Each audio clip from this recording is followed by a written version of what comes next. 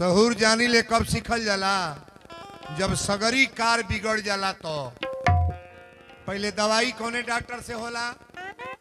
झोला छाप की MBBS। बुखार हो तो कैसे दवाई ले आई?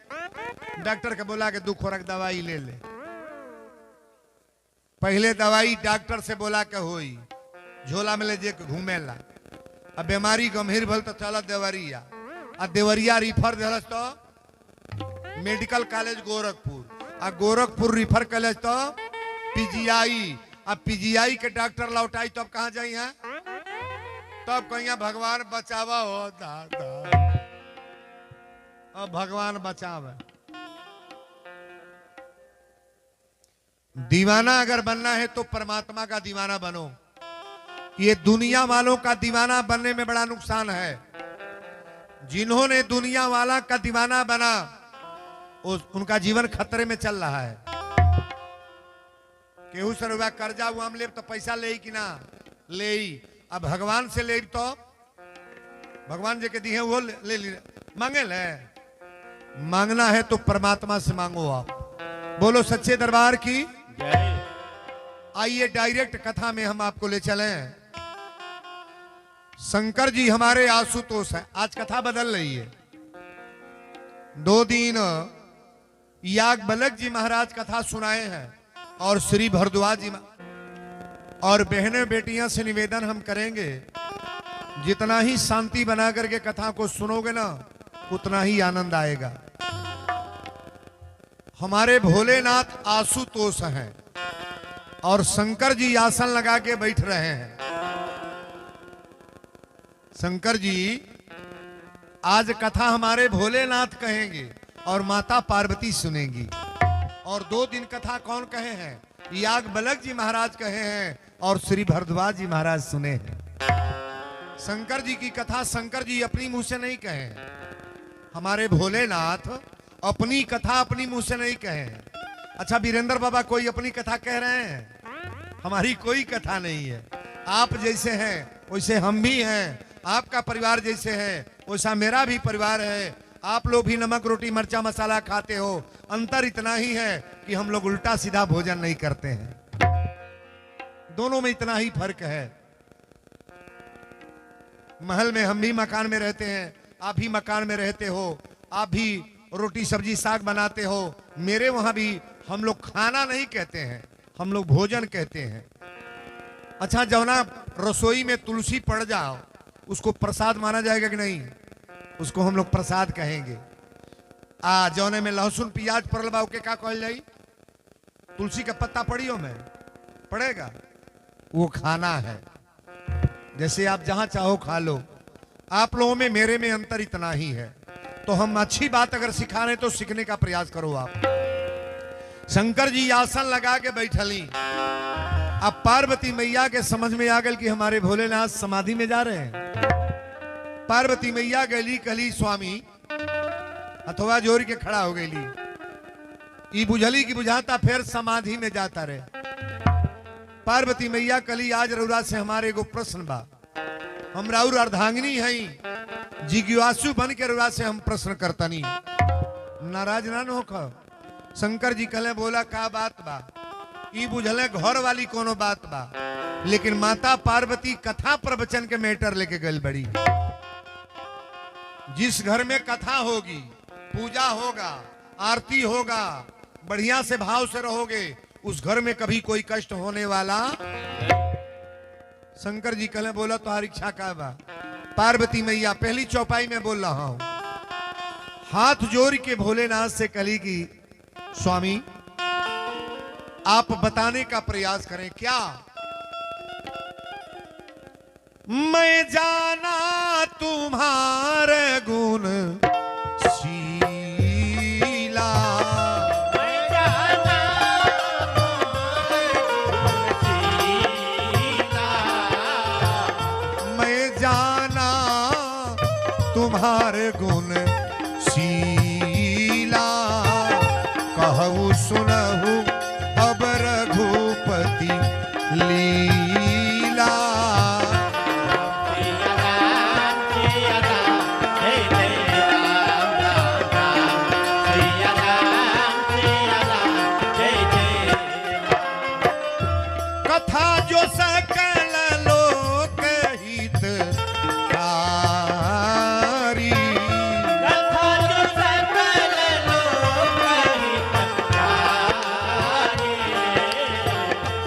कथा जो सकल लोकहित कारी, सोई पूछन चहे सैल कुमारी। सिया राम जय जय राम राम सिया राम जय जय राम। मैं जाना तुम्हार गुणशीला, आ कहूँ सुनहु अब रघुपति लीला। कथा जो सकल लोक हितकारी, आ सोई पूछन चहे सैल कुमारी। पर्वतराज की बेटी है माता पार्वती। पार्वती मैया कहीं की नाथ, संसार को हित करने वाली जो कथा है, आज मैं ये सुनना चाहती हूं। इस कथा को सुनाए आप। शंकर जी कली बोला तो कि कथा में का सुने के बा। पहला प्रश्न कैली कि अगर परमात्मा निर्गुण ब्रह्म है, रात मैंने बताया था निराकारी अगर होंगे तो आप कथा को ध्यान दीजिएगा, मैं बोलने जा रहा हूं। निर्गुण ब्रह्म को मानने वाले हैं, आप भी सुनिएगा। सगुण को मानने वाले हैं, आप भी सुनिएगा। जय गुरुदेव के चेला हैं, आप भी सुनिएगा। ओम शांति वाले हैं, आप भी सुनिएगा। और राम कथा तो वीरेंद्र बाबा धारा परवाह बोलने ही जा रहे हैं। पार्वती मैया का पहला प्रश्न है कि अगर परमात्मा निर्गुण ब्रह्म है तो सगुण होने की क्या आवश्यकता है। भगवान निराकार है, आप भी जानते हो। बाबा लिखे हैं कि बीनू पग चलहि सुनहि बीनू काना। भगवान का पैर नहीं है, हाथ नहीं है, कान नहीं है, बोल रहे हैं और सब कुछ कर रहे हैं। ये भगवान किसी के घर पुत्र क्यों बनते हैं, किसी के घर औलाद बन के क्यों आते हैं, किसी का भाई क्यों बनते हैं, इस कथा को थोड़ा समझाने का प्रयास करें आप। शंकर जी कहें बहिन तोहार पहल की बीमारिया बा।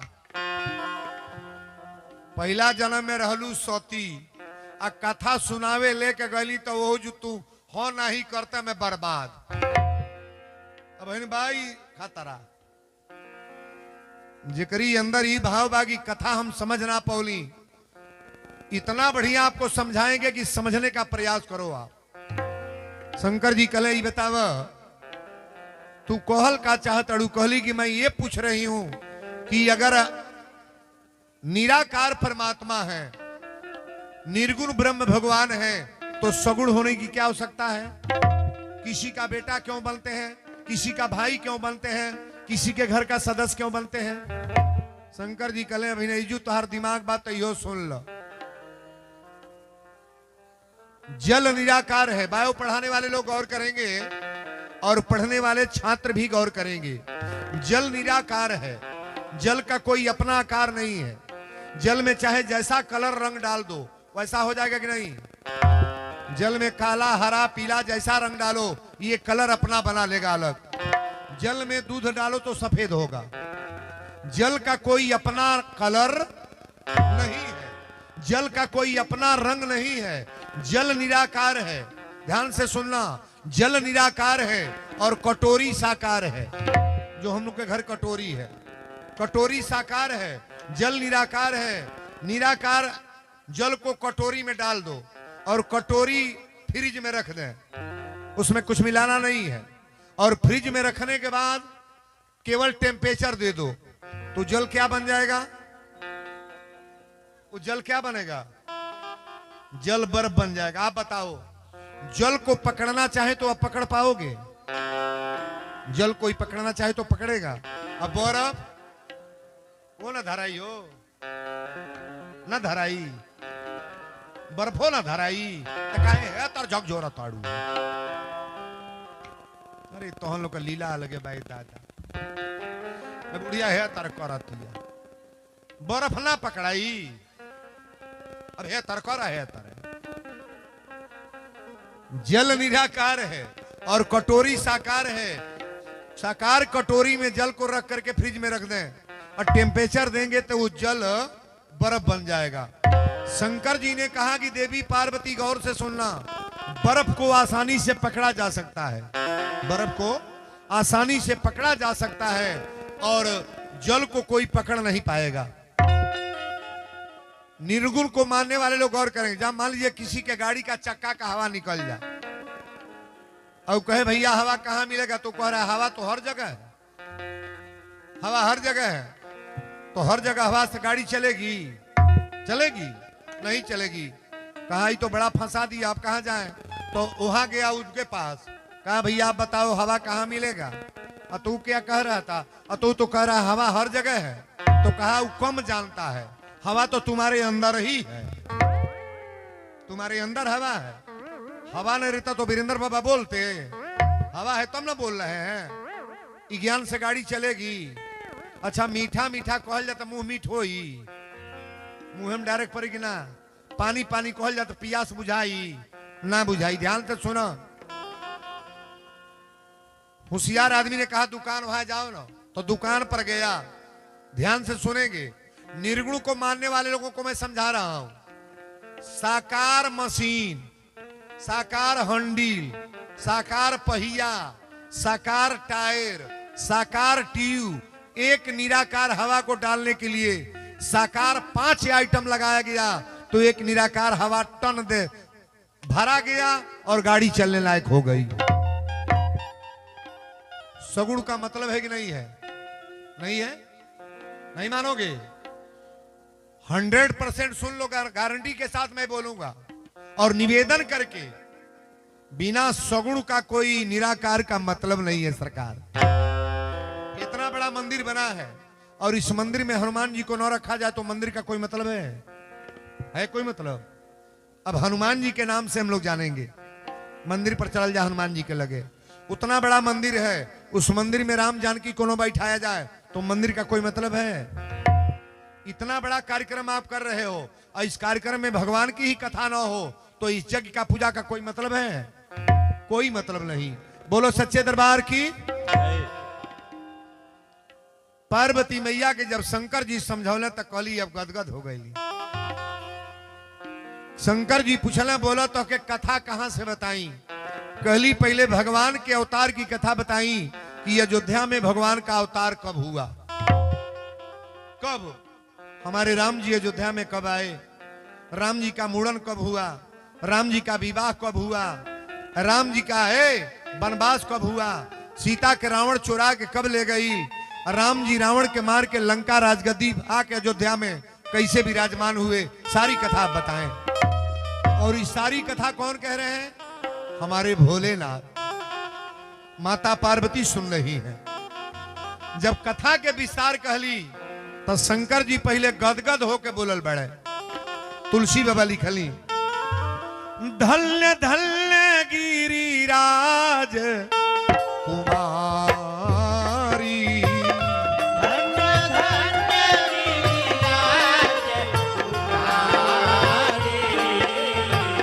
धन्य धन्य गिरिराज कुमारी, तुम समान नहीं को उपकारी।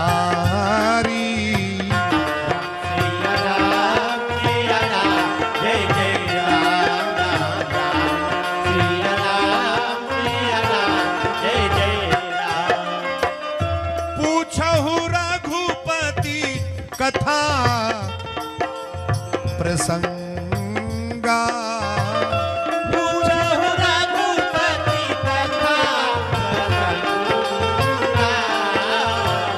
पूछहु रघुपति कथा प्रसंगा, सकल लोक जग पावनी गंगा।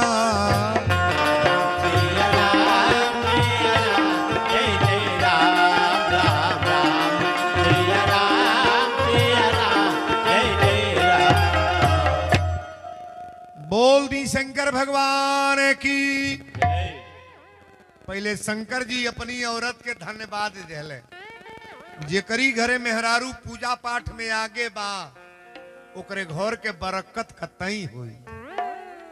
और जेकरे घरे मेहरारू पूजा के मतलब ना बुझतिया, कोनो न व्रत न त्योहार न कुछ भूखल न कुछ जानल, ये बुझ लिया घर के रसातल में गड़ातिया। महिलाओं को चाहिए अब आप पूजा में आगे होंगी तो पति भी आगे निकलेगा। ध्यान से सुने। पूछे हूं रघुपति कथा प्रसंगा सकल लोक जग पावनी गंगा। धरती पर शंकर जी को गंगा लाए हैं। को गो एगो नौंगुरी उठाई बाबा, 3 गो नाई 2 गो। मानस की चौपाई पढ़िएगा।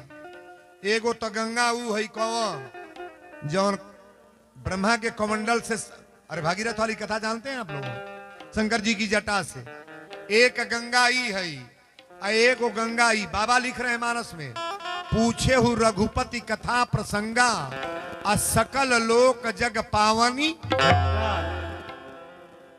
संसार को तारने वाली कथा रूपी गंगा कौन है? यही है जो चलने जा रही है। प्रयाग जाओ चाहे नहीं, अयोध्या जाओ चाहे नहीं, मथुरा जाओ चाहे नहीं, बनारस जाओ चाहे नहीं, किसी प्रयाग में न जाओ, लेकिन कथा रूपी गंगा में जो स्नान कर लिए उनका तो जीवन संवर गया महाराज।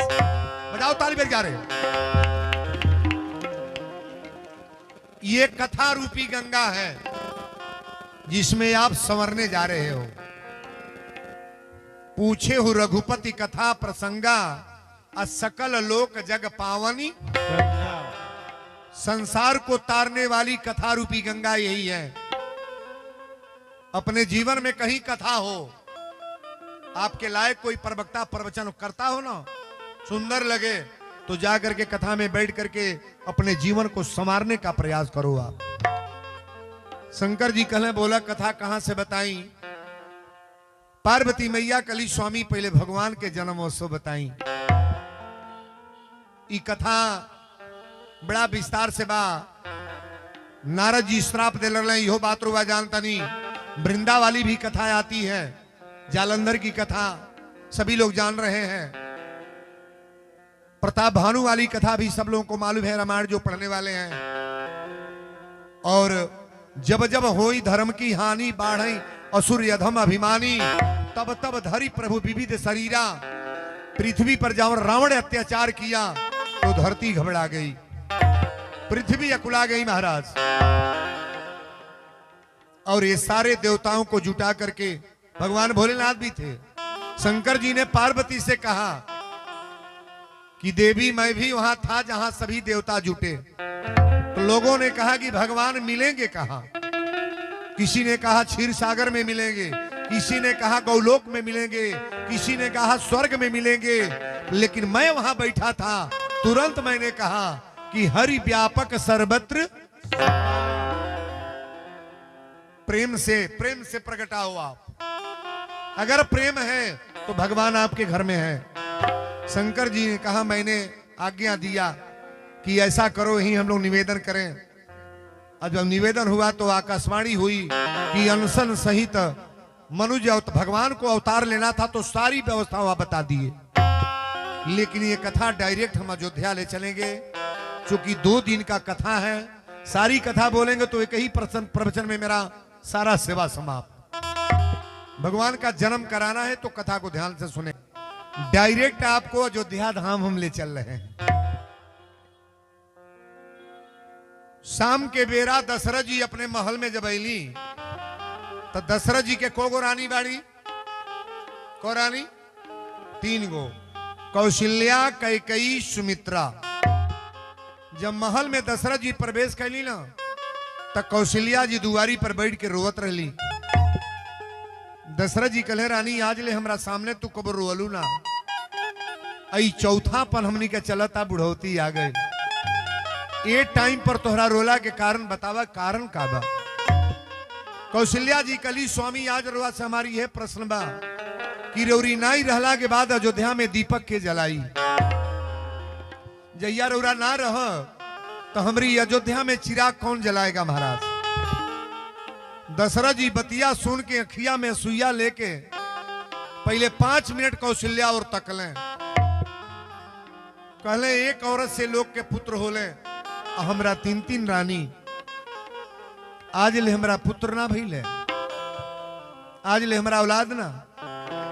बड़ी मार्मिक चौपाई बाबा ने एक शब्द पर लिख रहे हैं। बाबा लिख रहे हैं एक बार भूपति मन माही, एक बार भूपति मन माहे, एक बार भूपति मन माही, भई गलानी मोरे सुत नाही। राम सिया राम, जय जय राम राम राम।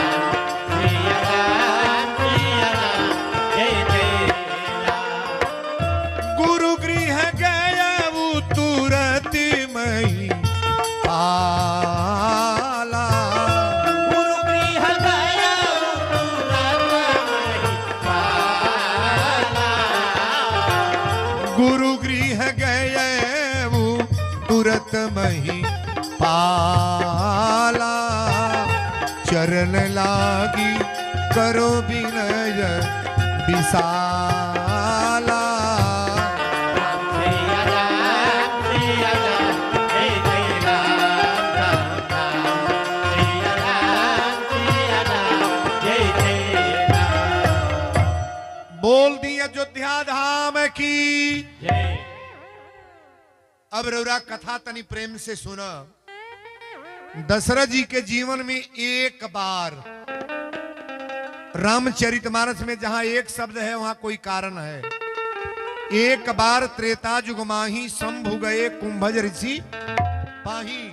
शंकर जी सती के कथा सुनावे लेके गईली, एक के बेर में छूटा छूटी हो गई। एक बार चुनी कुसुम सुहाए, सीता के कपार में फूल राम जी खोसत रहले। जयंत की कथा आवेला, सीता चरण चोच हती भागा। इंद्र के बेटा जैन जौन कमाल कैले बा। एक बार सब सहित समाजा, आ राज सभा रघुराज विराजा। दशरथ के दरबार नगर राम के वनवास हो गए, और एक शब्द पर कथा शुरू हो रही है। एक बार भूपति मनमाही, अब भई गलानी मोरे सुत। दशरथ जी के चिंता भइल कि आज ले हमरा औलाद ना भइले, चौथापन चलता हमरा औलाद ना भइले, हमरा बेटा ना भइले। दशरथ जी विचार के कि गुरु के दरबार में चलो।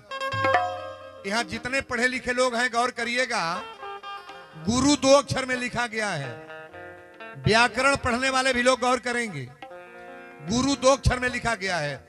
गु माने अंधकार और रू माने प्रकाश।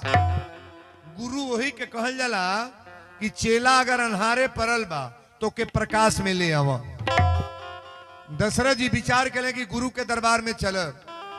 अच्छा, गुरु के दरबार में जाने के बाद कष्ट दूर होता है कि नहीं? नहीं होगा। गुरु के दरबार में जाने के बाद कष्ट रह जाए कि कैसे हम लोग जानवर हैं कि मनुष्य हैं जी। किसी की गुरु की परिभाषा बताओ आप। गुरु के दरबार में जाने के बाद व्यक्ति का कल्याण कल्याण।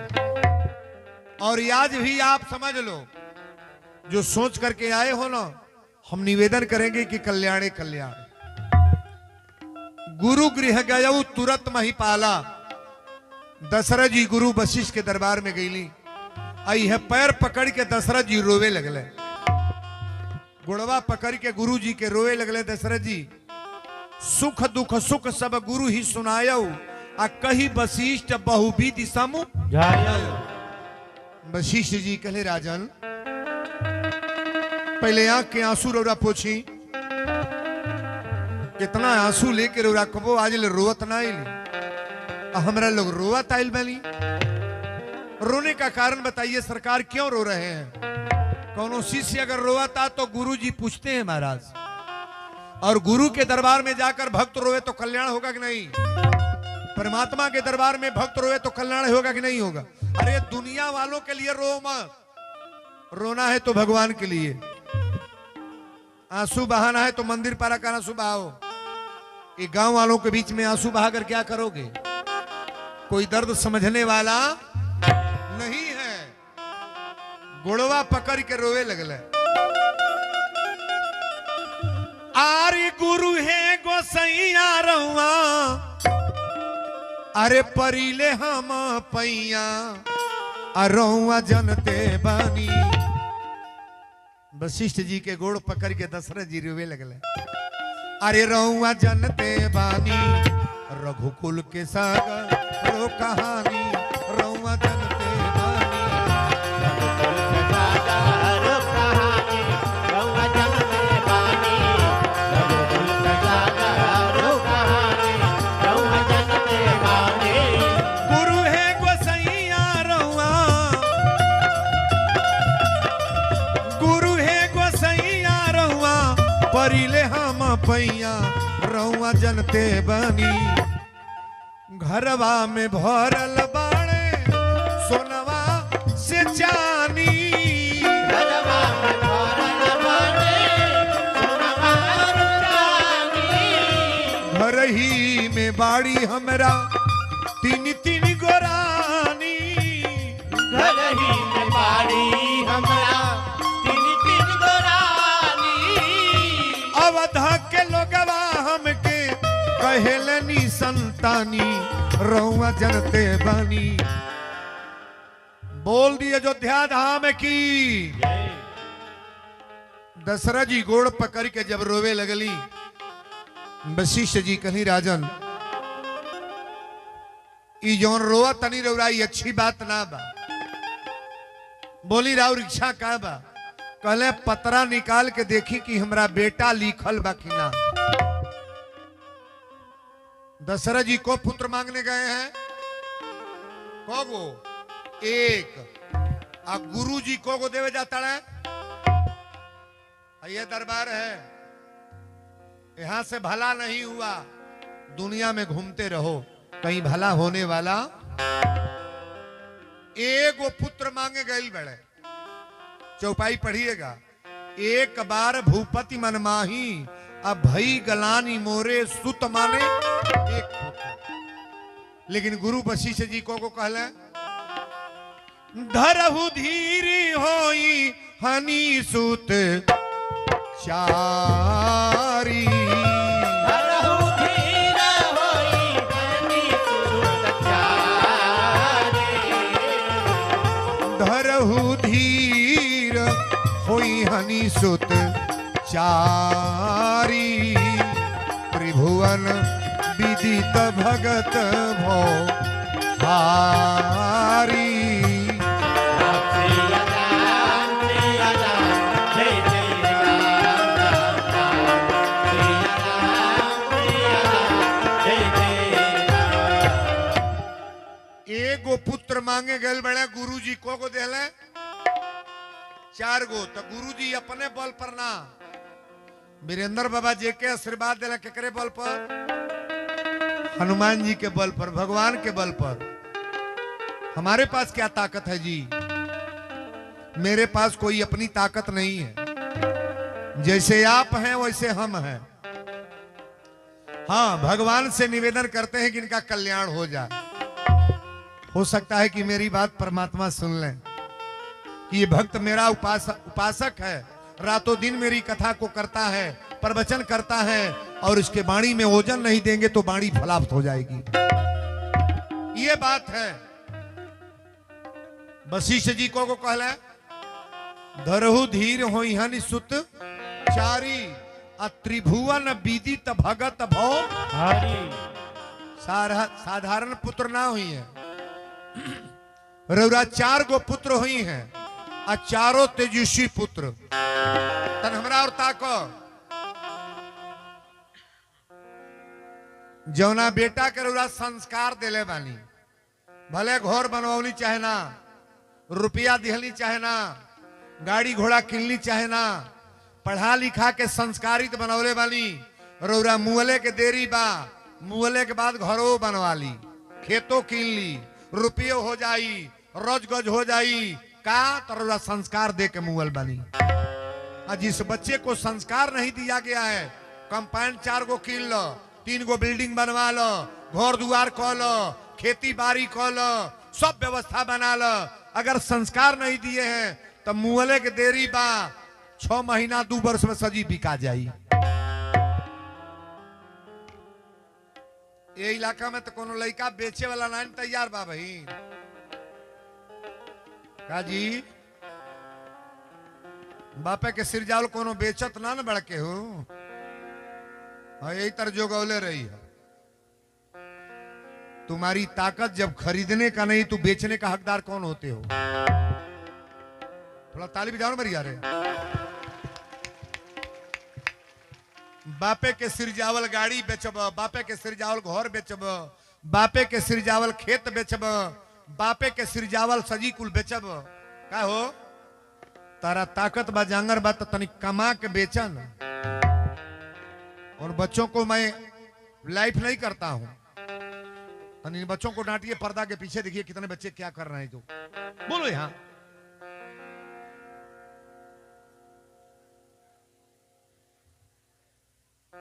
डंटा ले लो ना बढ़िया रे। हाँ हमारी बात समझ रहे हैं ना। बाप जौन कमैले बा कितने लड़का कहले का कैले बाड़। अरे कुछ नहीं कैले बड़ा तो हेती मुकी रहले खेला वाला के हेत तो कैले बना रही नहीं कैले बड़े। महतारी बाप जौन कैले बा वो बेटा को के पहले दिखाओ। माता पिता पर आरोप कभी लड़का मत लगाए। यहाँ जितने नौजवान बच्चे हैं माँ पिता का कभी आरोपी मत बनो कि तू का कैले बड़ा तार कैले तार कैले तार कैले। बहुत किए हैं और जो जितने लायक हैं। अच्छा बताइए बाप अगर सिगरेट पिए तो कब चाहिए हमारा बेटा पियो। बाप दारू पी रहा है तो चाहेगा मेरा बेटा पिए। बाप चोरी किया है तो बेटा चाहेगा कोई बाप की हमारा बेटा चोरी करे। पिता जुआ खेल रहा है तो कतई नहीं चाहेगा कि मेरा लड़का भी जुआ खेले। पिता ऐसा कभी नहीं करेगा। लेकिन जितने पिता यहां बैठे हैं बच्चों के सामने कोई गलत कार्य आप न करो। बच्चों के सामने अगर बच्चे के सामने सुरती खा रहे हो तो उसकी आदत हो सकती है पड़ जाए। दारू पी कर आ रहे हो तो आप कतई बच्चों को डांट नहीं पाओगे।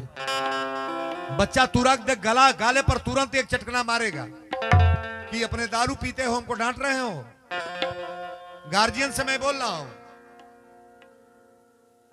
बच्चों के सामने कभी जुआ मत खेलो, ताश मत खेलो।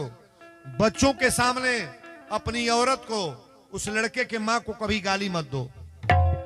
अगर ऐसा कर रहे हो तो आप बच्चों को डांटने के हकदारी नहीं हो।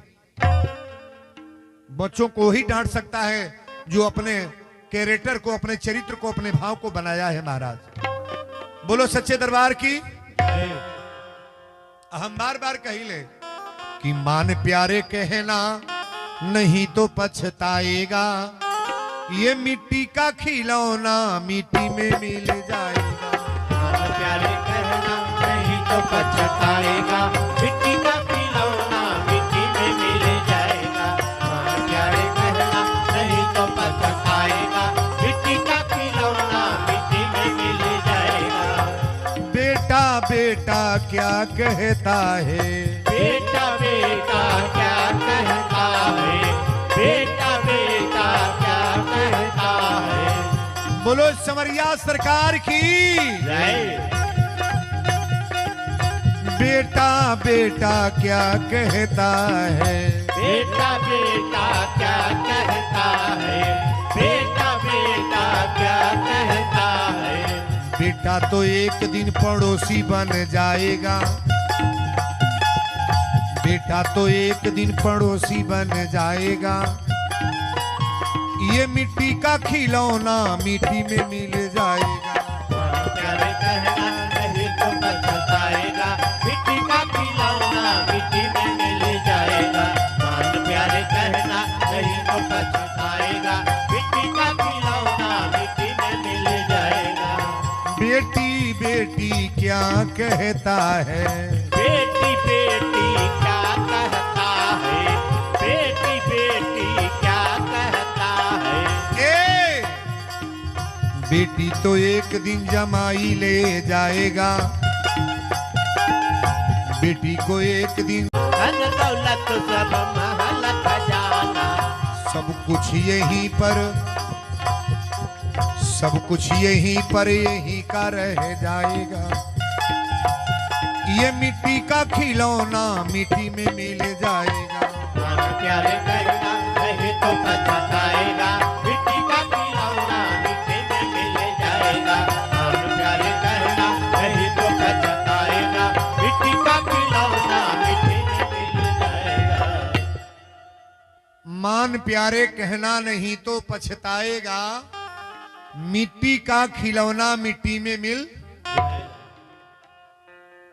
देखें कितनी बड़ी बात है। जब रोवे लगली दशरथ जी एक पुत्र का मांग करने गए हैं। एक बार भूपति मन माही अब भई गलानी मोरे सुत। एक पुत्र का भाव इन्होंने लेकर गया। और यहां गुरु जी क्या कह रहे हैं? धरहु धीरी होई हनी सुत चारी। धरहु धीर होई हनी सुत चारी। धरहु धीर होई हनी सुत चारी। त्रिभुवन विदित भगत भव हारी। राम सिया राम, जय जय राम राम राम। सिया राम, जय जय राम। अपनी वाणी को मैं यही रोका था, लेकिन दशरथ जी को गुरु वशिष्ठ जी ने कहा, ए धरहु धीर होई हनि सुतचारी, त्रिभुवन विदित भगत भवहारी।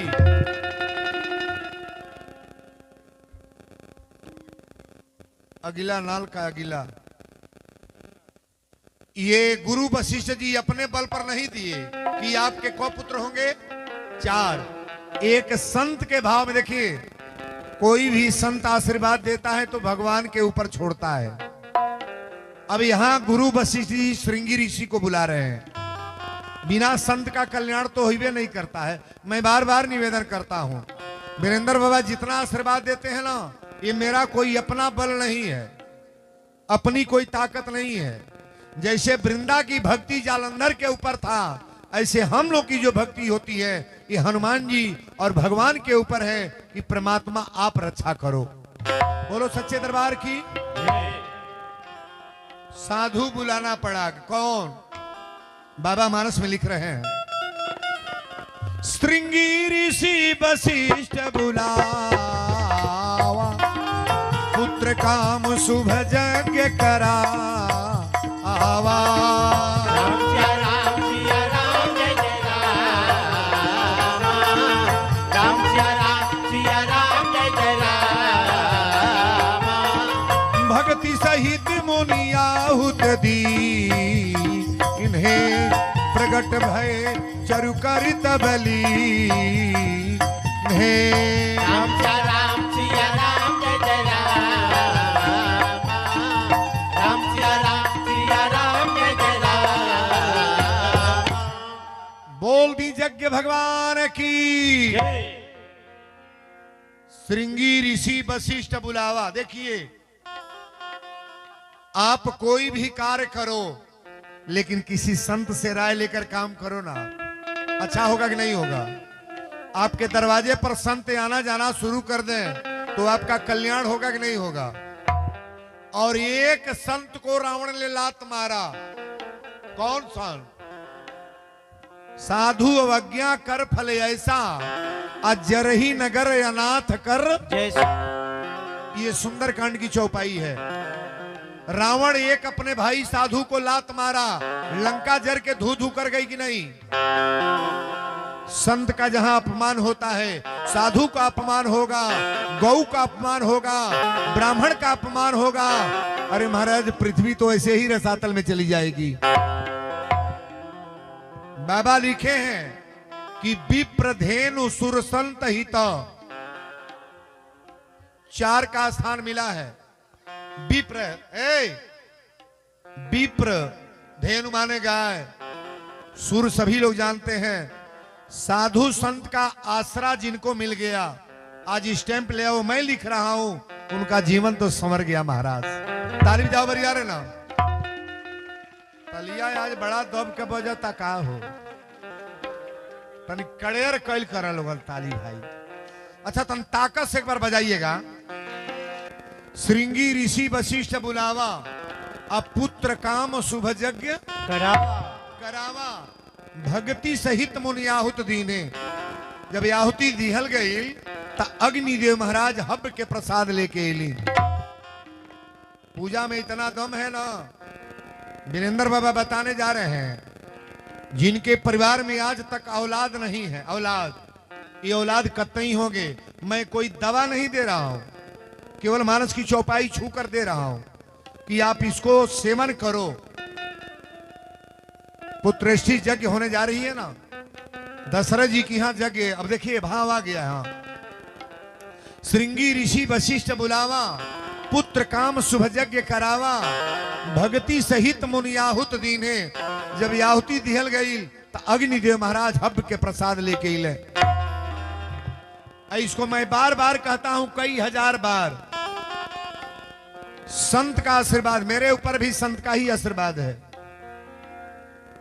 काले जने कहले कि वीरेंद्र बाबा ये आप लोग टीका चंदन इतना माला काहे पहनते हैं? हम तोहरा प्रश्न के उत्तर तो हमार गड़बड़ हो जाएगी। अब तू टीका चंदन पर बात कैले बड़ा तो ध्यान से सुना।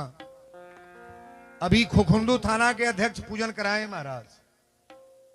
खुखुंदू थाना के जो हमारे दिग्विजय सिंह जी अध्यक्ष हैं, थाना अध्यक्ष, पूजन कराए हैं। पैजामा कुर्ता पहन के आवे तो उनके सिपाही को ही, दारोगा को ही, बोली ना कही के हो।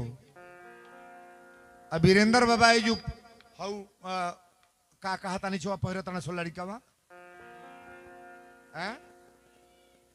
जीन्स, हमरा कहू को ना आवेला कान हुआ जीन्स, जीन्स से है पर ले बुशर्ट पहिर के कथा कहे तो केहू कथा सुनी। चंदन से आप पहचान जाते हो नहीं कोई संत है, नहीं समझ में आई बात। ये वर्दी हम लोग का यही पहचान कराती है महाराज। और बिना वर्दी का व्यक्ति अगर रहे, एक बात समझ लो, चाहे हरिजन हो, कुशवाहा हो, हरिजन हो, कुशवाहा हो, यादव हो, पासवान हो, लोहार हो, कोई भी बिरादर हो, आप लीलारे पर मेरे जैसा चंदन लगाओ और आपके गांव में आपका महानता बढ़ न जाए तो कहना कि वीरेंद्र बाबा फराडे बोल के गए हो। ताली जा पर यार, नहीं बढ़ जाएगा, नहीं बढ़ेगा। अब हे तर सुन लो, तुलसी के माला पानी में फेंकल जाता डूबी काजी, आ सोने के सीकड़ फेंका तो कीमत कौने के बा? जौन डूबा था ओके कि उतरा था ओकर, जौन तैरे था ओकर। एक तुलसी का दाना गले में पहन लो, एक तुलसी का मैं निवेदन करूंगा सबसे, चाहे जिस बिरादरी के लोग हों, एक तुलसी का दाना गले में डाल लो। इसका गारंटी तो मैं नहीं दूंगा कि आपका स्वर्ग होगा, बैकुंठ होगा, गौलोक जाओगे, लेकिन गारंटी के साथ मैं कह सकता हूं तुलसी पहनने वाले व्यक्ति का कभी नरक नहीं होगा। ताली बजाओ बढ़िया रे। तुलसी का माला धारण करने वाले व्यक्ति का कभी नरक। तो तुलसी उनाई पहरी जे लहसुन प्याज खाता। अब तो हनुमान जी के फोटो लाग गए, छठी माई के व्रत आवत, हनुमान जी के फोटो लागल बा, दुर्गा जी धइल बड़ी, काली माई धइल बड़ी, गणेश भगवान घर में मूर्ति बा, और लहसुन प्याज डाल के बाजार से हुआवता हाउस सौदा, अब वही में तेल डाल के धुआं रहा दिया था। आप बताओ देवी देवता घर में रहेंगे कि भागेंगे? नहीं बोलोगे? नहीं बोलना है। अच्छा तो आज से कौन कौन ऐसा काम करेगा कि घर में नहीं बनाएंगे हम? थोड़ा हाथ उठाओ तो, हाथ उठाओ बढ़िया रे, हाथवा उठाओ ना बढ़िया रे। कहिया ले सुधरी गांव जवार हो दादा। 50 जने उठावा तारा, 50 जने घर ही में करबल होगा। ई कार जहां फोटो मूर्ति है, अरे बुराई को दूर करो ना जी।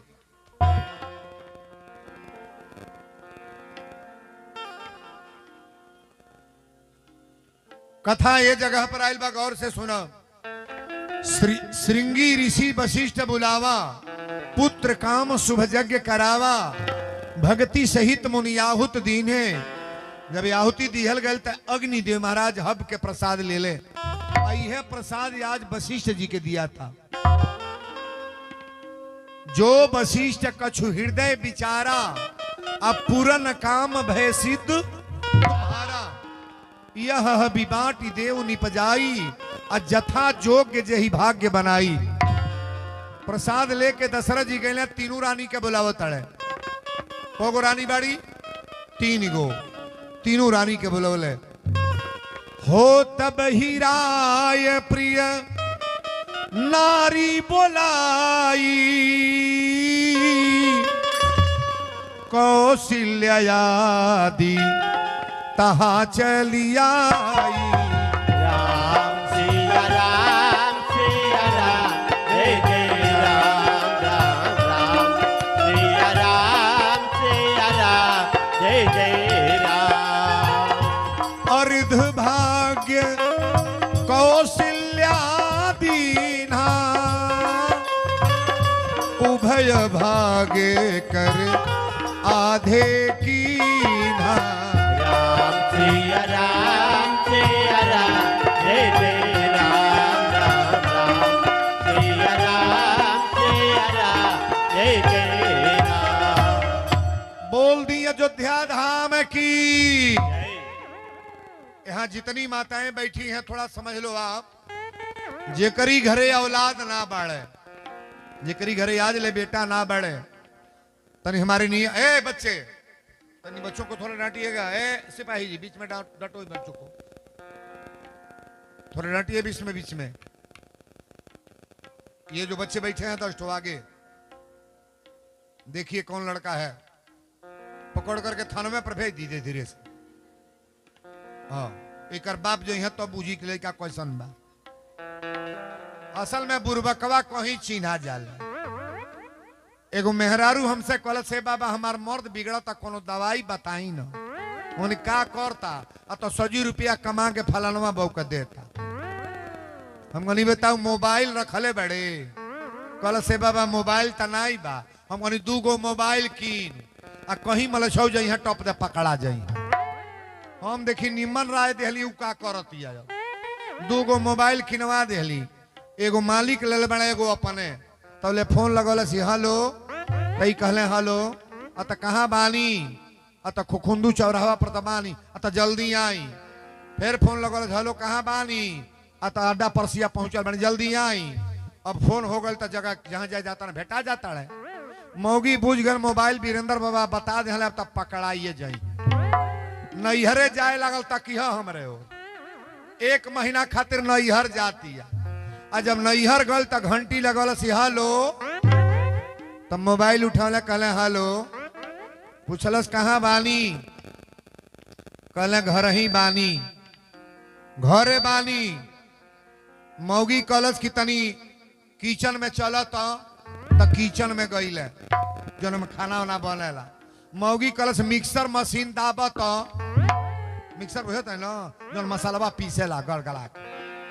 मौगी कहलस अबे जो घर में हुए तो पते चल जाई। हाँ तो टॉप दे मिक्सर मशीन दबले हरहरा के चलल। मौगी बुझ गल बाणे मल छऊ घर ही। फिर 2 घंटा में फोन कहलस, हेलो कहाँ बानी? अत घर ही बानी। कहली कि मिक्सर मशीन दाब। फिर दबले दिनवे भर में 20 बेर दबावलस। मर्दा बुझ गल हमार परीक्षा यही पर लेती आयो। पार्टी चालू नहीं है तो हलो से 20 बाही। तू लो दाढ़ी उड़ता पाते पाते उधियाता। मर्दा बुझ गल परीक्षा यही पर लेती आ। मिक्सर स्विच निकलस बोर्डे में से आ बेगे में धो के मोटरसाइकिल लेकर फरार। मौगी फोन कलस, हेलो। कहले हेलो कहाँ बानी? कहले मझवली बानी, घर में तो बानी। तो कलस किचन में चलो। अब पहुंचल बा देवारिया। कलस किचन में चलो। तो का किचन में जाए बा? केहू के दुकानी पर बोर्ड बा, में खोस दो, बॉटम दाबी दो। नहीं बुझाता है। हेलो। फिर कलस हेलो कहाँ बानी? अत घर ही बानी, मझवली है। अब पहुंचल बा सलेमपुर। कलस मिक्सर चलावा, टप दे बॉटम दाबी दे। 1 महीना पर आयल अब हई देखा लीला।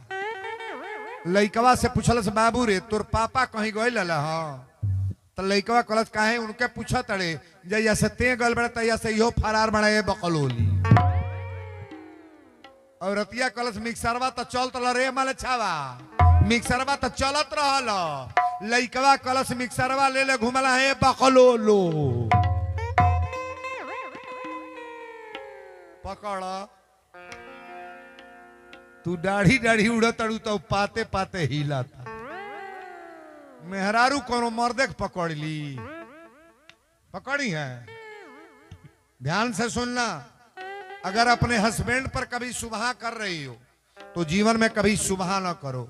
लायक अगर पति है तो कुलायक बन जाएगा। अपने पति पर कभी सुबह मत करो। तुम्हारा हस्बैंड बहुत अच्छा, ये मानकर सोचो मेरा पति बहुत अच्छा है। बोलो सच्चे दरबार की। तब ही राय प्रिय नारी बोलाई, कौशल्या दी तहां चली आई। अर्ध भाग्य कौशल्या दीन्हा, उभय भाग कर यादे। खीर के प्रसाद रहे, गोला बना के ले गए। आधा प्रसादी कौशल्या जी के दी आई, और में आधा प्रसाद जौन बचल तो 2 टुकड़ा करके एगो केकई के, आ 1 टुकड़ा बचल तो अपने हाथे 2 टुकड़ा ही अपने आप हो गए। 2 टुकड़ा जब भइल तो दशरथ जी अनुमति ले कैसे? कौशल्या कैकई से अनुमति लेके 2 टुकड़ा के दिला महारानी सुमित्रा जी के। केकई के को बच्चे हैं कोई बता सकते हैं? केकई के को लड़का हम? बे गलत होता और क्यों बा हो उठाबू हतवा सब जन दुइये दुइये जानता लोग। केकई के को बच्चे? 1। केकई का पुत्र का नाम भरत। कौशल्या के को पुत्र है? 1। क्या नाम है? राम। और 2 गो केकरा हम? महारानी सुमित्रा जी के। कहली ए दीदी तो लोग तो 1-1 टुकड़ा पौले बड़ू, हम 2 टुकड़ा पौले बनी। अगर हमारे 2 पुत्र होंगे तो 1 पुत्र के तोहरी पुत्र के सहायता में लगा दे, और 1 पुत्र के तोहरी। राम के सहायता में के भेले बड़ी? लक्ष्मण के। अब भरत के सहायता में श्री शत्रुघ्न महाराज, यानी लक्ष्मण के भाई हैं शत्रुघ्न जी। तन ताली बजा के सब लोग गा लें कि आजू भला मैं बारी बारी सगुना। आजू भला मैं बारी बारी सगुना। आजू भला मैं बारी बारी सगुना। बारी बारी सगुना रे, बारी बारी सगुना। बारी बारी सगुना रे, बारी बारी सगुना। बारी बारी सगुना रे, बारी बारी सगुना। आजू भला मैं बारी बारी सगुना। आजू भला मैं बारी बारी सगुना। आजू भला मैं बारी बारी सगुना। अरे गाई के गोबर गंगवटिया माटी। गाय के गोबर गंगवटिया माटी। अरे रची रची चौका पुराए मैं बारी बारी सगुना। आजू भला मैं बारी बारी सगुना। आजू भला मैं बारी बारी सगुना। आजू भला मैं बारी बारी सगुना। बोल दी अयोध्या धाम की। जा दिन ते प्रभु गर्भ आए, आ तीनों लोक सुख संपत छाए। तीनों रानी जब गर्भवती भई ना तो धरती पर केहू दुखी ना रहल, सब लोग सुखी। भगवान के जन्म के अवतार के पहले सारा देवता लोग अयोध्या चल गए। कौशल्या जी अपनी महल में बैठल रहली। तनी एकर जरा सा बढ़ा लो। कौशल्या जी महल में बैठल रहली। एक बैग चमत्कार भइल। अब भगवान का प्राकट्य देखिए होने जा रहा है। 4 गो हाथ लेके भगवान अवतार रहे। ताली बजा के बढ़िया रे। कौशल्या जब 4 हाथ देखली कहली हे प्रभु आपके कौना रूप में मंगले रली हम, आप बेटा बन के आए हैं कि बाप? 4 गो हाथ बा हेतत बाड़ा पिता बनल बाड़ा कि पुत्र? भगवान कहले इतनी पर तो बढ़ने बाड़ी पीते बानी है। कौशल्या ने कहा कि छोटा बनिए बालक बनिए ना, अब पहले 2 हाथ समाप्त करें आप। कीजे शिशुलीला अति प्रिय शीला, बालक बनकर के कोरा में आइए। तब बालक बन के कोरा में आइले, अब भगवान लगल बतियावे, बरबर बरबर बतियाओ तना। कौशल्या कली हो बाउर बा, लड़का पैदा होला तो चिल्ला कर रोवे ले। भगवान कहले रोना पड़ेगा तो सुनी बचन सुजाना रोदन गाना। भगवान रोने लगे। आज जब रुआई दासी सुनल तो दौड़ल बा कलश महाराज बधाई हो, बधाई हो। दशरथ जी कहले का बधाई बा? दासी ने कहा महाराज महारानी कौशल्या के महल में एक पुत्र का जन्म हुआ है। दूसरी दासी दौड़ल बा महाराज बधाई हो। दशरथ जी कहले तोर कौन बधाई? तो महारानी कैकेयी के महल में एक पुत्र का जन्म हुआ है। तीसरी दासी दौड़ल बा बधाई हो। दशरथ जी कहले तोर कौन बधाई? कलश की महारानी सुमित्रा जी के महल में 2 पुत्रों का जन्म हुआ है। ये रामायण की चौपाई है, हम सोहर में गा रहे हैं। सोहर रामचरितमानस की चौपाई है, लेकिन सोहर में गाने जा रहे हैं। हरे दशरथ पुत्र जन्म सुनी काना, जन्म सुनी है ललना माना हो। ब्रह्मा नंद समाना जन्म सुनी है। ललना माना हो ब्रह्मानंद समाना जन्म सुनी है। जाकर नाम सुनत शुभ होई, सुनत शुभ ललना मोरे गृह आवा प्रभु सोई जन्म सुनी है। ललना मोरे गृह आवा प्रभु सोई जन्म सुनी है। परमानंद पूरी मान राजा, पूरी मान है ललना कहा बुलाऊ बजावहु बाजा पूरी मन है। ललना बुलाऊ बजावहु बाजा पूरी मन है। ललना बुलाऊ बजावहु बाजा पूरी मन है। परमानंद पूरी मन राजा कहा बुलाऊ बजावहु बाजा। हई त वीरेंद्र बाबा वाला सोहर लतनी अपन वाला गवा जाए फेरा कड़रे गैया लोग बुझा जा कि भगवान के जन्मोत्सव होता। अरे कौने माँ से बाबा मोरे बियाह कैले, कौने माँ से जन्म दिहले ए सखिया, कौने माँ से सुता लीरे वो सारा आवा बदनिया हमारी भारी भैली हो।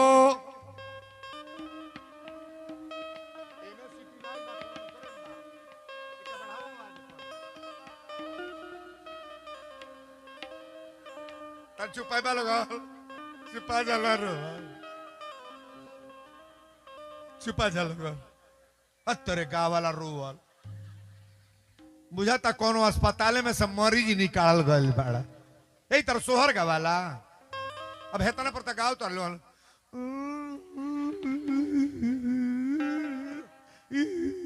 तेरे रो वाला गाँव हे हनुमान जी देख ले के कड़ेरे गावा था, जे जे कड़ेरे गावा था ओकरे घरे बेटा होखा नाती होखा बधाई बाजो, आ जे जे बाउटियावा था कह दी अब कहियो दे बोल कस के। हे सखिया कौने माँ से सूता लीरे ओ सारा अवाबदनिया हमारी भारी भैली हो।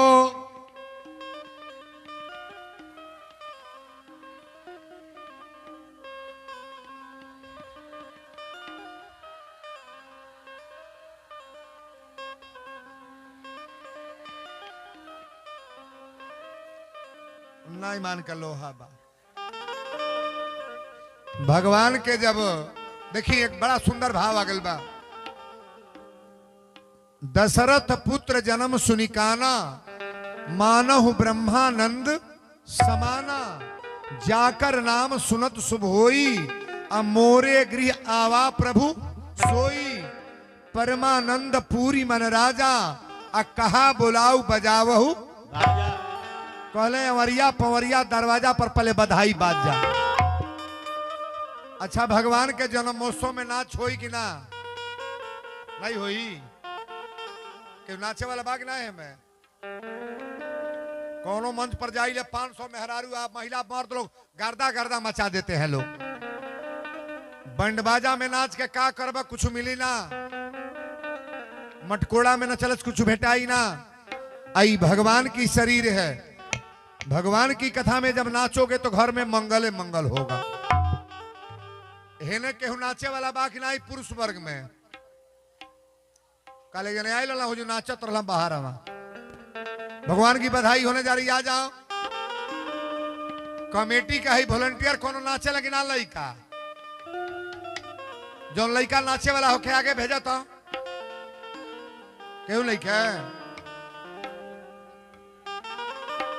अरे बारे ललना हो अरे दुलारे ललना, आंगन में खेल बारे ललना।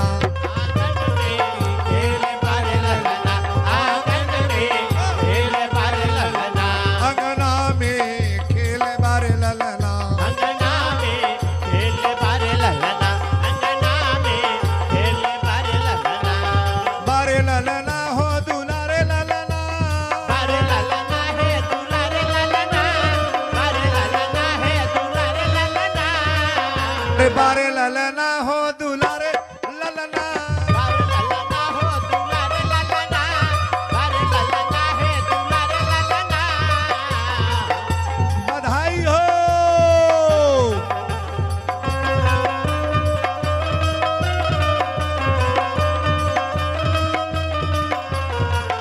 अंगना में खेले बारे ललना,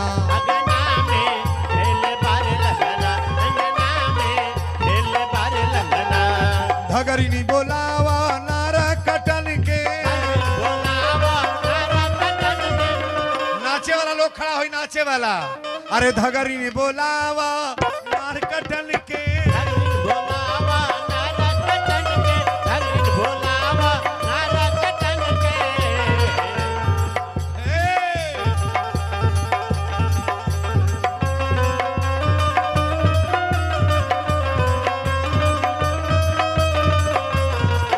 धगरिनी के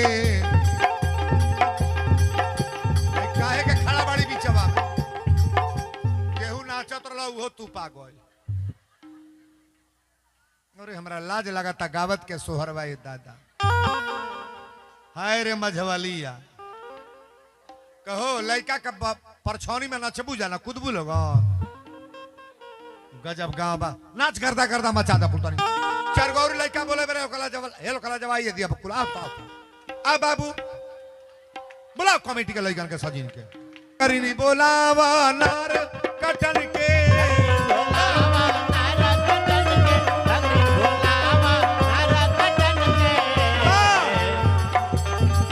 धगरिनी के देव सुन हसुआ, धगरिनी के देव सुन हसुआ, धगरिनी के देव सुन हसुआ।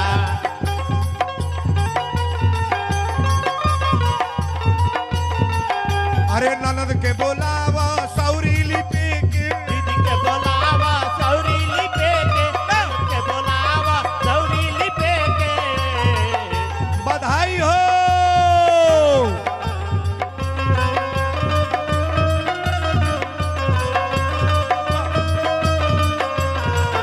ननदों के देव जोड़ा कंगना, ननदों के देव जोड़ा कंगना, ननदों के देव जोड़ा कंगना।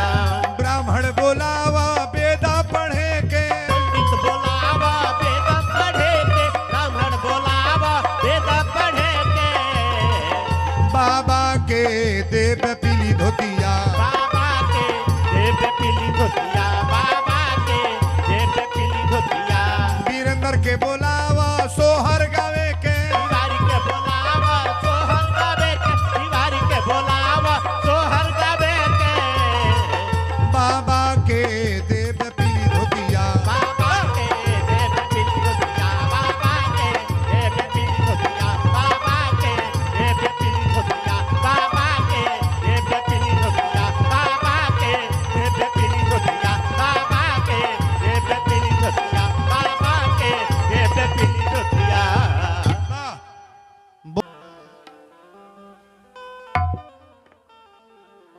ये भगवान राम की स्तुति है। जिनको याद है एक दो लाइन गा लें, और नहीं याद है थोड़ा हाथ जोड़ लीजिएगा। भगवान का अवतार न हुआ है। भय प्रगट कृपाला दीन दयाला कौशल्या हितकारी। भगवान का अवतार। माता स्तुति कर रही हैं।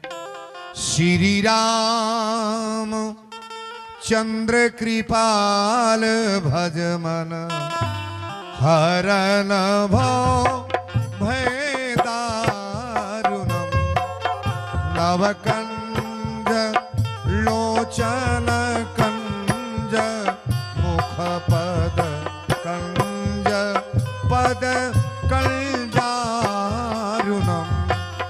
गंधर्व अंगनीत अमित छबिनव, नील नीरज सुंदरम, पतुपीठ मानहु तड़िति रुचि सुतिनानी, जनक सुतावरम, भजुदीन बंधु दिनेश दानव, दैत्य वंशनी कंदन, श्री राम रामचंद्र कृपालु भजो मन, हरण भव भय दारुणम।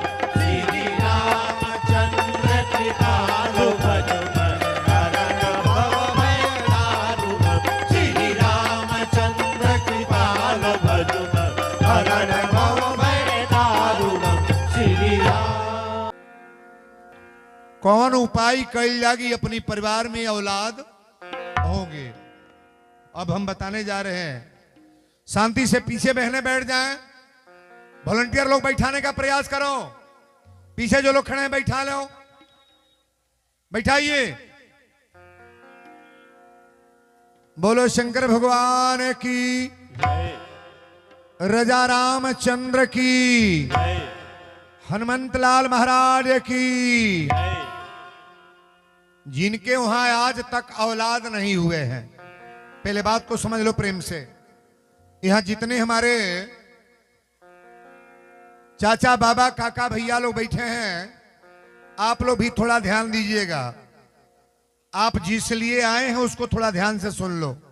मैं 4 चीज बताया हूं कि आपके घर में अगर औलाद नहीं है तो औलाद होंगे। और घर में पुरान से पुरान बीमारी दूर हो जाए। इस शब्द को जानने का प्रयास करो कि मैं क्या बता रहा हूं। और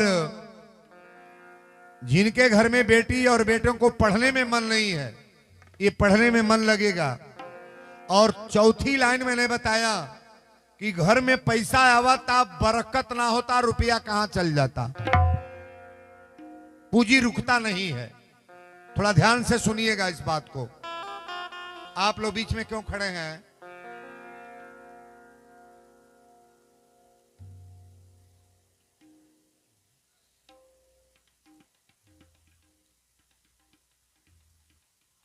वॉलेंटियर लोग जिन महिलाओं को है जो लड़कियां खड़ी हैं, आप लोग डांट नहीं पाते हैं। जो लोग खड़े हैं उनको डांट के बैठा नहीं पाते हो आप लोग। एक एक लोग छूटेंगे तो रास्ता में कौन देखेगा इन लोगों को? बैठाओ इनको कायदे से। बोलो सच्चे दरबार की जय। आज तक जिनके घर में बहुत सारी बहनें हैं जो दवा कराते कराते परेशान हैं, डॉक्टर बताता है कि बच्चा नहीं होगा, कई तरह की बाधाएं आती हैं, कुछ महिलाएं ऐसी हैं कि कोई बीमारी भी नहीं है और बच्चा नहीं हो रहा है। तो जो आकस्मिक जो बात है, जो भगवान ठाकुर जी जानते हैं, उसको बताने के लिए मैं बैठा हूं कि आप समझ लो। जेकरी घरे औलाद ना बाढ़े, ध्यान से सुनिएगा। ये हनुमान जी का मंदिर है, हनुमान जी का मंदिर है। पहले नियम का पालन करने के लिए सोच लो वीरेंद्र बाबा क्या बोलने जा रहे हैं। आप मंगलवार को, हल्ला मत करें, शांत ध्यान से सुने, मंगलवार को मंगलवार व्रत स्त्री पुरुष दोनों भूखेंगे।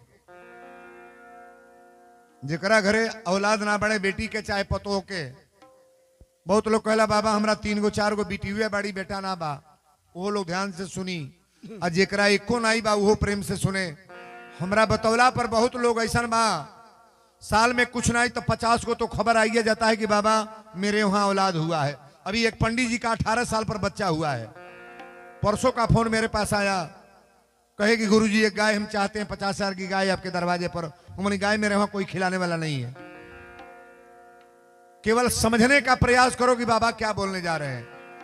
सारा कथा सुनने के बाद ये कथा फेल हो जाएगी अगर इसको नहीं मानोगे तो। ये हनुमान जी का मंदिर बन गया है और इसमें मूर्ति का प्राण प्रतिष्ठा हो गया। जिनके घर औलाद नहीं है, मंगलवार दोनों प्राणी भूखेंगे, और जिस दिन भूखेंगे, भूखना शुरू करेंगे। आज कौन दिन बा? रविवार है ना, कल सोमवार है, परसों मंगलवार है। काठ का मंदिर आता है, बाजार में भी बिकता है और बढ़ई के वहां भी बनवा सकते हैं। काठ का मंदिर, ध्यान दो, छोटा मंदिर, मंदिर ला करके दीवार में स्कैनिंग करा के ठोकवा देंगे। और हनुमान जी की पीतल की मूर्ति मालविया रोड में देवरिया मिलेगी। पीतल की मूर्ति हनुमान जी की। मंदिर में मूर्ति कभी भी घर में रखें तो छोटा मूर्ति, 4 इंची से ज्यादा नहीं। हनुमान जी की प्रतिमा मूर्ति मंगाकर और उस मंदिर में रखें। और मंगलवार जब भूखें दोनों प्राणी तो लाल कपड़ा पहनना है, एकदम लाल ओरिजिनल, उसमें काला ना हो, पीला ना हो, हरा ना हो, ओरिजिनल लाल। पुरुष भी टी शर्ट लाल पहने, लोअर लाल पहने, औरत लाल साड़ी, लाल ब्लाउज, लाल पेटीकोट, लाल कपड़ा और लाल फूल ले करके आप हनुमान जी के दरबार में आए। इस मंदिर पे थोड़ा नियम का पालन आप जरूर करिएगा। मंदिर पर आए, 11 फेरा चाहे 21 फेरा जितना पार लग जाए, मंदिर को परिक्रमा करें। और परिक्रमा जब करें तो लाल फूल जो होता है ना, इस फूल को हनुमान जी को चढ़ाइएगा। और सिंदूर लगा करके, हनुमान जी को सिंदूर लगता है, सिंदूर लगा करके और निवेदन करिएगा कि हनुमान जी सब कुछ आपने दिया है, लेकिन मैं आज तक ऐसी व्यवस्था में हूं, एक पुत्र देने का प्रयास करो आप। भगवान तो नहीं हम हैं, लेकिन मंगलवार भूख करके हनुमान जी के जो मूर्ति रखे वहां शाम को दीपक जलाना है। तिल का तेल डाल करके डबल बतिहर डालेंगे और मिट्टी का दिया नहीं होगा, मिट्टी का दिया नहीं, स्टील का दिया नहीं, पीतल का चाहे तांबा का दिया होगा, एक मुंह वाला। एक मुंह का दिया जानती है ना, ऐसे होता है, एक मुंह का दिया। इस दीपक को लेकर के एक बतिहर डालेंगे, डबल नहीं, एक। और हनुमान जी के सामने अपने घर में जो मूर्ति रखेंगे ना, मंगलवार को जलाइए। मंगलवार को तो जलना ही है, प्रतिदिन दीपक जले, रोज। एकदम कोनो दिन बाकी न रहे जो शाम को दीपक न जले। पहले हनुमान जी को दीपक जलाने के बाद घर में कोई बत्ती जलाई जाएगी। जो आपके घर में लाइट लगा है ना, ये लाइट सब बंद करके हनुमान जी को दीपक जलाने के बाद तब लाइट को बारिएगा। प्रतिदिन आप दीपक जलाएं और मंगलवार व्रत में लाल फूल जरूर मंगा लीजिएगा। परिक्रमा 11 फेरा चाहे 21 फेरा। अगर पंडित जी कोई विद्वान यहाँ रहते हो, तो संकल्प भी करा दीजिएगा। बाबा पुत्र के लिए मैं संकल्प कर रही हूं। मार्कंडे बाबा करते हैं संकल्प ना, मार्कंडे बाबा से संकल्प करा लीजिएगा कि बाबा पुत्र के लिए मैं परिक्रमा करना चाहती हूं। नियम से परिक्रमा करो। कोई दिन और समय कोई समझता नहीं कि कब मेरा क्या होगा। ठाकुर जी की कृपा होगी, हनुमान जी का, तो कतई आपके घर में औलाद होगी। ताली बजाओ बरिया रे। अच्छा बताइए, इस पूजा में कोई खर्चा है कोई खर्चा? कोई खर्चा नहीं है। जिन लड़कियों की शादी नहीं हो पा रही है, ध्यान से सुनेंगे, बहुत ऐसी लड़कियां जिनकी शादी तय होकर कट जा रही हैं, शादी नहीं हो पा रही है, लोग परेशान हैं। और लड़कियों का पढ़ने में मन नहीं लगता है, बच्चों का। आप ध्यान से सुनेंगे, गड़ी का गोला मंगा लेंगे। गड़ी का गोला, एक गोला में तो 1 महीना चलेगा।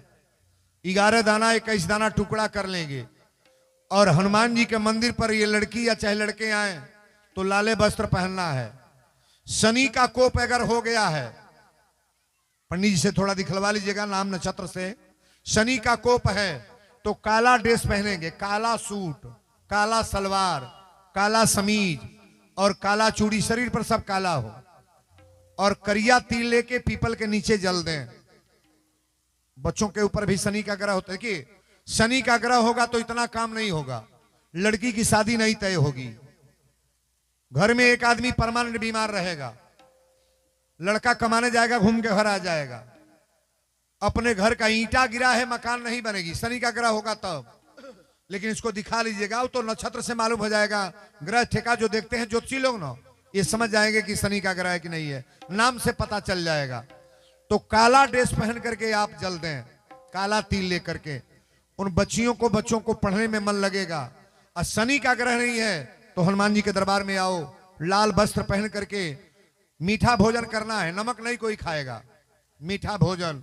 लाल ड्रेस पहन करके आओ, गड़ी का दाना 1-1 दाना गिराओ।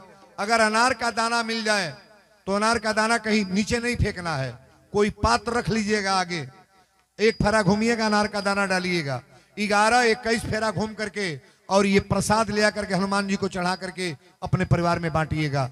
उन लड़की का और बच्चियों का दिमाग तुरंत तीव्र होगा और पढ़ने में मन लगेगा। 2 बात मैंने बताया, तीसरी बात आप समझ लो। जेकरी घरे हरदम लोग बीमार रहता, अजय बीमार बाबू कर दवाई हो तो बात तो वो ठीक ना बा। मरीज आदमी को मंदिर पर ले आइएगा। जज को बैठा है, मंदिर कोई खिलौना नहीं है, नहीं जानेंगे तो जो मन करे सो करिए। मंदिर हो गए ना, हमारा तो बुझाता है 6 महीना बीत जाए, कितने जने जो अबे नहीं करे तो जे नहीं आई का कल्याण होई हो। महंत जी है कह के गईला है साधु बाबा, घर को पहले मंदिर बनाओ, जब घर में पूजा होगा तो यहां भी होगा। जिनके घर में पूजा नहीं होगा मंदिर पर कतई वो व्यक्ति नहीं जाएगा। रोगी आदमी को मंदिर पर ले आओ और रोगी आदमी के साथ तुलसी का पत्ता पर्याप्त है, 11 गो ले लो चाहे 21 गो, और पंडित जी से संकल्प कराइए कि महाराज रोग के लिए मैं यहाँ पूजा करना चाहता हूँ। हनुमान जी के दरबार में तिल का तेल लाकर बारेंगे, जब यहाँ आएंगे तो दीपक जला करके, लाल रोड़ी चढ़ा करके, अब मंदिर में 5 मिनट बैठ करके अगर पढ़े लिखे हैं तो हनुमान चालीसा पढ़ें, उससे ज्यादा जानकारी है सुंदरकांड पढ़ो। अगर रोग नाशक व्यक्ति हैं जिनको स्वतः बीमारी है, एक पुस्तक आती है हनुमान बाहु, आप यहां जितने पढ़े लिखे लोग हैं गौर करना, हनुमान बाहु पुस्तक का नाम है। इस पुस्तक को लेकर के मंदिर में बैठो और डेली पाठ करो। 2 महीने के बाद मेरे पास खबर करना कि वीरेंद्र बाबा मेरे शरीर की सारी बीमारी समाप्त हो गई। ताली बजा बर जा रहे। जितना बात बोल रहा हूं तो वीडियो में भी जा रहा है। और आप जब मोबाइल खोलेंगे तो मोबाइल में मेरा स्क्रीन चल रहा है, नीचे वीरेंद्र बाबा का मोबाइल का नंबर चल रहा है, उस नंबर से कॉल करके पूछ सकते हैं आप। एक सूचना और है, लड़कियां कोई फोन नहीं करेंगी। किसी को ऐसे है कि कुल करने के बाद धन घर में रुकता नहीं है, होता है ऐसा ना कि बाबा चारों ओर से कमाई जाता तब रुपया का पता ना बा। एगो दवाई हम तनी बता दे तनी, बहनों से निवेदन करेंगे, माताओं से, स्नान ध्यान करके पीला कपड़ा पहनेंगी, पीला साड़ी, पीला ब्लाउज, पीला पेटीकोट। बृहस्पतिवार के दिन पीला फूल है ना, पीला फूल मंगा लेंगे, अगर घर पर है तो बढ़िया है, बाजार से मंगा लो। और बृहस्पतिवार के दिन विष्णु भगवान की मूर्ति रख करके और लक्ष्मी जी की मूर्ति रख करके आप ये फूल का माला चढ़ा करके और लक्ष्मी जी की आरती डेली शाम को कतई अपने हाथ से करो। आप किनकी आरती? लक्ष्मी जी की। अगर लक्ष्मी की कृपा होगी तो आपके घर का धन कभी दूर नहीं जाएगा महाराज। जहां लक्ष्मी रहती है वहां दरिद्र नहीं रहता है, और जहां दरिद्र रहेगा वहां लक्ष्मी की कृपा होने वाली। अच्छा, ये चारों चीज बढ़िया बा कि बुरा बा? केकरा केकरा अच्छा लगल तन हाथ उठाइएगा, ताली बजा ले बरिया रे।